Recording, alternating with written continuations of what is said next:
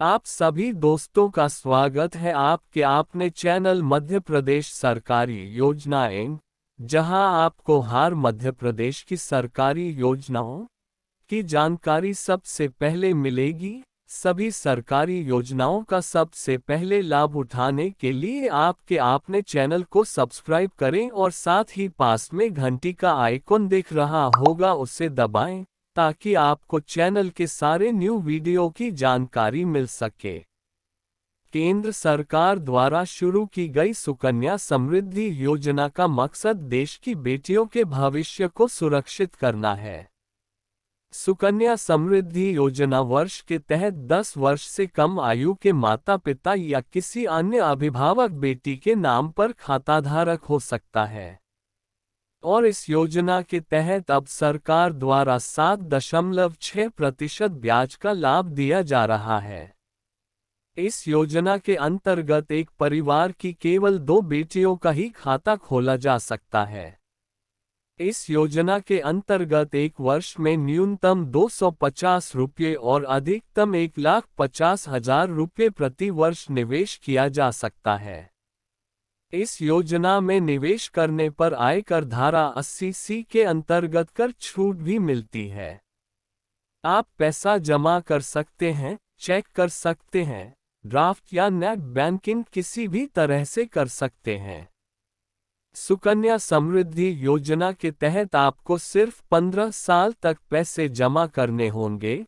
उसके बाद अगले 6 साल तक आपको कोई पैसा नहीं मिलेगा, लेकिन ब्याज दर जुड़ती रहेगी। 21 साल तक पूरे पैसे कमाने के बाद उस लड़की को वापस मिल जाता है। नाम पर खाता खुला होता है। बेटी बचाओ बेटी पढ़ाओ योजना के तहत शुरू की गई सुकन्या समृद्धि योजना कई प्रकार के लाभ प्रदान करती है। इस योजना के अंतर्गत कुछ महत्वपूर्ण बदलाव किए गए हैं जो निम्न प्रकार हैं।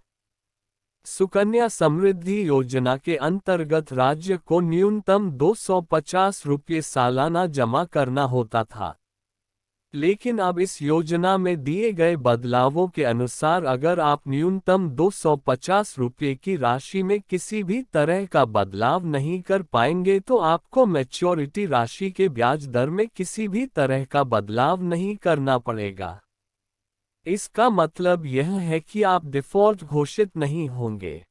केवल 2 बेटियों की ही सुकन्या समृद्धि योजना में दाखिला लिया जा सकता है। हालांकि तीसरी बेटियों के खाते में भी इस योजना के तहत प्रावधान था, लेकिन उनकी आयकर धारा 80C में लाभ नहीं दिया गया था। लेकिन अब नए बदलाव के मुताबिक तीसरी बेटी को भी सेक्शन 80C में टैक्स बेनिफिट दिया जाएगा। पहले केवल 2 कारणों से ही सुकन्या समृद्धि खाता समय से पहले बंद किया जा सकता था। सबसे पहले अगर किसी बच्चे की अचानक मौत हो जाए, जबकि दूसरा कारण अगर बेटी की शादी विदेश में हो गई थी। लेकिन अब कुछ और कारणों से भी सुकन्या समृद्धि खाता बंद किया जा सकता है, जैसे बेटी को किसी खतरनाक बीमारी से पीड़ित होने या माता पिता की मृत्यु हो जाने पर सुकन्या समृद्धि खाता बंद किया जा सकता है। 10 साल पहले कोई भी लड़की अपने टोकरे का ऑपरेशन लेकर आ सकती थी, लेकिन अब नियमों में नए बदलावों के अनुसार अब कोई भी लड़की अपनी सुकन्या संपदा का ऑपरेशन 18 साल की होने वाली है। यानी लड़की बालिग के बाद अपना खाता खुद खोल सकती है। और अधिक जानकारी के लिए चैनल को सब्सक्राइब करें और लाइक करें। धन्यवाद। अपना ध्यान रखें और खुश रहें।